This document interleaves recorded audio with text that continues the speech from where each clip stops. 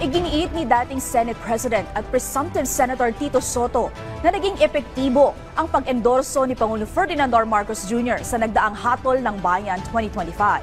Ayon kay Soto, patunay ito na nariyan pa rin ang impluwensya ng presidente. Gayunman, iba ang usapan kung parehong kapartido o kaalyado ng Pangulo ang naglaban sa posisyon tulad ng ilang kandidato sa local elections. Samantala, isa sa inasinta ni Soto ay ang mapamunuan ang Committee on Ethics ng Senado. Giit ni Soto bilang veteranong senador, isa sa layunin niya ay maibahagi ang mga kaalaman sa mas nakababatang senador. Natanong din si Soto hinggil sa Senate leadership. I would be lying if I said no. May mga kumakausap sa akin. Alam mo naman ako, kilala niyo naman ako eh. I'm not the type that would go around na nagpapapirma para suportahan ako. Hindi ako yung ganun eh. Ako'y maana doon sa mga oldies. If I'm from the old school, if they have the numbers, they want me to be Senate President, and I will accept.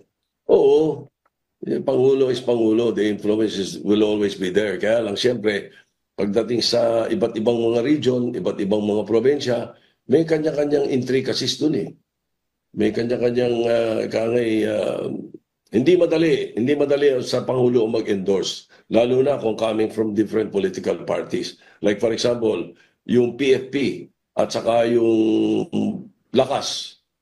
Maraming area na nagkabanggaan eh. The president's endorsement there would hindi tatalab.